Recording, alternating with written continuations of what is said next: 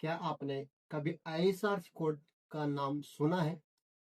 अगर सुना है तो उसका क्या यूजेस होता है, वह किस लिए काम आता है? तो आज हम आपको इस वीडियो के अंदर बताने वाले हैं कि आईएसआरसी कोड क्या होता है। इसका विस्तार पूर्वक हम आपको जानकारी देते हैं कि ये किस तरह से काम करता है और ये किस किस काम में आता है। कल की जो हमने पिछली वीडियो है उसके अंदर बताया था कि आईएसआरसी कोड का एक बेसिक बताया था। तो दोस्तों, आज इस वीडियो के अंदर पूरी जानकारी देने वाला है। तो वीडियो शुरुआत करने से पहले मैं अपना परिचय दे देता हूँ। तो मेरा नाम है शिव मीणा और आप देख रहे हो एसएमटी रिकॉर्ड्स। तो दोस्तों, ये हमारी म्यूजिक सीरीज डिस्ट्रीब्यूशन सीरीज का पार्ट 6 है, जिसके अंदर हम बताने वाले हैं कि आईएसआरसी कोड क्या होता है और इसका यूजेस कहाँ होता है। तो मैंने आपके लिए इसमें कुछ पॉइंट्स बनाए हैं, जिसके आधार पे मैं आपको आईएसआरसी कोड को फुल डेफिनेट आइडेंटिफाई करूंगा कि ये क्या क्या होता है, इसका यूजेस कहाँ कहाँ होता है। तो दोस्तों, सबसे पहले कि बहुत सारे आर्टिस्ट जब गाना रिलीज कर देते हैं, रिलीज तो कर देते हैं, वो अपने गाने को डिस्ट्रीब्यूटर पे डाल देते हैं और उसको रिलीज कर देते हैं, लेकिन उनको पता नहीं होता कि आईएसआरसी कोड क्या होता है। तो दोस्तों, उनको आईएसआरसी कोड का कोई नॉलेज नहीं होता है। तो आईएसआरसी कोड का जो नॉलेज नहीं रहता ना, उनको बाद में प्रॉब्लम होती है। अभी किस तरह की प्रॉब्लम आती है, तो रॉयल्टीज, जो रॉयल्टी आती है, मतलब जो पैसा कमाते हैं, उसके अंदर कंफ्यूजन होता है। तो रोज आईएसआर कोड होता है, उससे ही रॉयल्टीज का अनुमान लगाया जाता है कि कितना अर्निंग किया है ये गाना। तो कभी कभी अर्निंग में सही तरीके से नहीं मिल पाती है, क्योंकि आईएसआर कोड का ही आपको पता नहीं होता है, तो उसकी जो अर्निंग होती है वो आपको अच्छे से नहीं मिल पाती है। इसलिए पहले आईएसआर कोड होता क्या है, आखिरकार ये होता क्या है, इसके बारे में आपको बता देता हूँ। तो आईएसआरसी कोड का नाम है इंटरनेशनल स्टैंडर्ड रिकॉर्डिंग कोड। इसका नाम ये होता है, इंटरनेशनल स्टैंडर्ड रिकॉर्डिंग कोड होता है इसका नाम। ये एक यूनिक कोड होता है जो कि हर गाने को दिया जाता है। मतलब जो आपका ये एक यूनिक कोड होता है, जैसे कि आपका नाम है, अब उसकी भी कोई आइडेंटिटी है। आइडेंटिटी किसके लिए, क्या चीज का आपकी आइडेंटिटी क्या होती है? आधार कार्ड, आधार कार्ड हो गया, पैन कार्ड हो गया, इस तरीके से आपकी एक यूनिक आइडेंटिटी होती है। उस यूनिक आइडेंटिटी के अलावा, कोई यूनिक आइडेंटिटी पे कोई दूसरा आदमी उसको रजिस्टर नहीं हो पाता है। तो दोस्तों, ये होता है गाने का एक आइडेंटिटी होता है। जैसे कि मान लो ये गाने का आधार कार्ड है, इससे गाने को जानेंगे कि इसके अंदर आज क्या क्या है, इसका बैकग्राउंड क्या क्या है, इसमें क्या क्या अपलोड किया गया है, क्या क्या डिटेल है, वो आईएसआर कोड से आपको पता लगेगी। तो आप समझ चुके होंगे कि आईएसआर कोड क्या होती है, एक आइडेंटिटी होती है। जिस तरीके से आदमी की आइडेंटिटी होती है आधार कार्ड, उसी तरीके से इसकी आइडेंटिटी होती है, वो आईएसआर कोड होती है। यह कोड दुनिया ये कोड आपके सॉन्ग को दुनिया में यूनिक आइडेंटिफाई करता है। तो मैंने आपको पहले बता दिया कि आइडेंटिटी होती है उसकी इस तरीके से।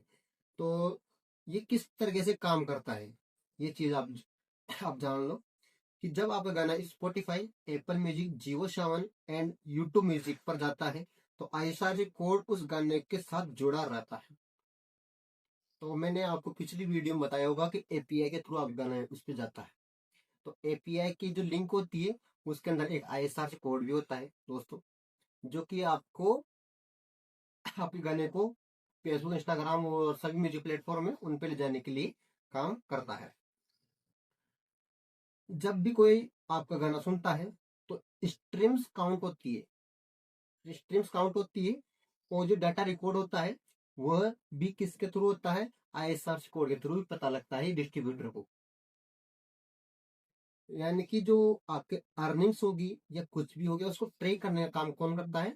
आईएसआरसी कोड करता है। अब ये आईएसआरसी कोड आपके लिए इम्पोर्टेंट क्यों होता है, ये भी आप जान लो कि आईएसआरसी कोड आपके लिए क्यों जरूरी होता है। तो इसके अंदर लिखा लिखा है हमने कि आपके गाने की यूनिक आइडेंटिटी के लिए, स्ट्रीम्स और डाउनलोड ट्रैक करने के लिए, रॉयल्टीज कैलकुलेशन के लिए, सेम सॉन्ग को मल्टीपल प्लेटफॉर्म पर पहुंचाने के लिए, डुप्लीकेट या कंफ्यूजन से बचने के लिए। अब यहाँ पे एक चीज और आपको दिखाई पड़ी होगी कि डुप्लीकेट।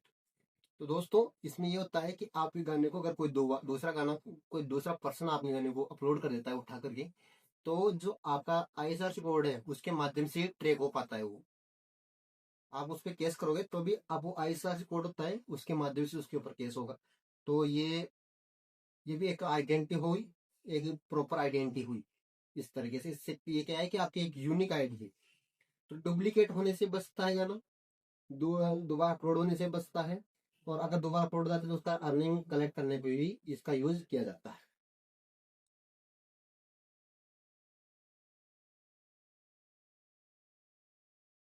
तो दोस्तों, आप जान चुके हो कि 2 बार गाना अपलोड जाता है, कौन सा ओरिजिनल है कौन सा फेक है वो भी ISRC कोड से पता लगता है। तो दोस्तों यहाँ पे आता है कि इम्पोर्टेंट मिस्टेक रियलिटी चेक, जो कि सभी, मतलब कि जो मिस्टेक नहीं करे आपके गाने अपलोड करने में, कोई भी मिस्टेक ना हो। तो इसके लिए यहाँ पे एक पॉइंट बनाया गया है कि एक बड़ी गलती जो कि आर्टिस्ट करते हैं, क्या करते हैं, वे सेम सॉन्ग को अलग अलग डिस्ट्रीब्यूटर से दोबारा अपलोड कर देते हैं। आपने देखा होगा कि कोई सिंगर्स हैं, वो अपने गाने को, एक प्रॉपर गाना है ओरिजिनल गाना है, उसको तो एक डिस्ट्रीब्यूटर पे अपलोड कर दिए, उसके बाद में उसको रिमिक्स करवा के दूसरे डिस्ट्रीब्यूटर पे अपलोड कर दिए, फिर उसी गाने के कुछ कट कर लगा कर तीसरे डिस्ट्रीब्यूटर अपलोड कर दिए। तो ये है जो कि भारी मिस्टेक हो जाती है उनके लिए, बहुत ज्यादा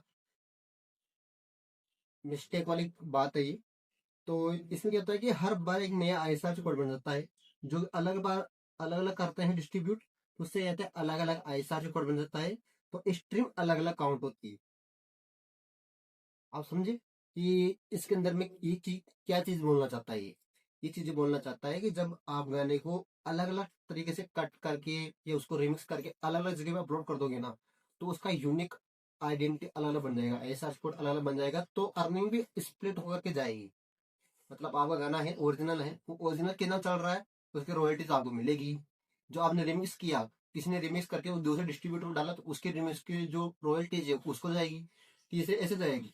तो दोस्तों, इसमें और ये लिखा है कि अगर हर बार नया ISR कोड बनता है तो स्ट्रीम अलग अलग काउंट होगी, अर्निंग स्प्लिट हो सकती है, जो एनालिसिस होता है वो गलत हो सकता है। तो एनालिसिस तो गलत होगा ही दोस्तों, क्यों होगा, क्योंकि आपका जो गाना अलग अलग म्यूजिक प्लेटफॉर्म पर या अलग अलग डिस्ट्रीब्यूटर थ्रू डिस्ट्रीब्यूट होगा, तो वहां की स्ट्रीम होगी वो तो उनके पास ही जाएगी ना, आपके पास थोड़ी आएगी। तो ये भी थोड़ा डिफिकल्ट हो जाता है, क्योंकि उनको ट्रैक नहीं कर पाते हैं। क्यों नहीं कर पाते ट्रैक, क्योंकि इसमें आपका ही नुकसान हो सकता है, क्योंकि जो आपका गाना है ना, किसी दूसरे ने अपलोड किया, तो वो क्या करता है कि इसके ISRC कोड को ही उसके अंदर मर्ज करके आपका पेमेंट और अर्निंग पूरा ले जा सकता, पेमेंट भी ले जा सकता है और आपकी स्ट्रीम भी ले जा सकता है वो।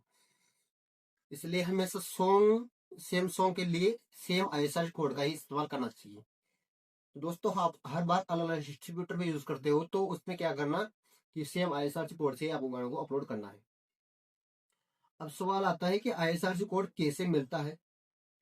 तो दोस्तों, इसका एक सीधा तरीका बता देता हूँ। जब भी आप अपने म्यूजिक डिस्ट्रीब्यूटर में अपने गाना अपलोड करते हो ना, तो म्यूजिक डिस्ट्रीब्यूटर आपको एक ISRC कोड प्रोवाइड करवाता है।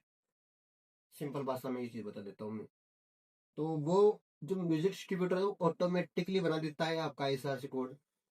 तो आपको कहीं से और जगह से ट्राई नहीं करना पड़ता, आपको अलग से लेने की जरूरत नहीं पड़ती है। और लेकिन अगर आप एक लेवल है तो खुद मैनेज करना चाहते हैं, तो ISRC कोड एजेंसी के थ्रू आपको कोड को रजिस्टर करवाना पड़ेगा।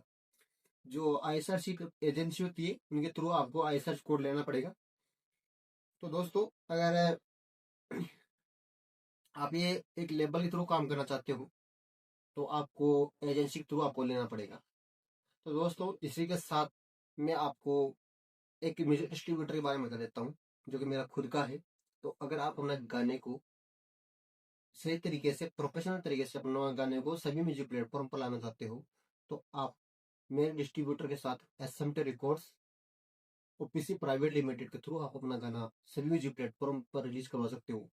इसके अंदर आप अगर अपने गाने के साथ ये कंटेंट ID लेना चाहते हो या सभी सर्विसेज एक साथ लेना चाहते हो, तो आपके गाने का जो प्राइस रहेगा रिलीज करने का, वो रहेगा 500 रुपीज, मतलब 500 रुपये रहेगा, जिसके अंदर आपको 60% लाइफ टाइम रॉयल्टीज मिलेगी दोस्तों।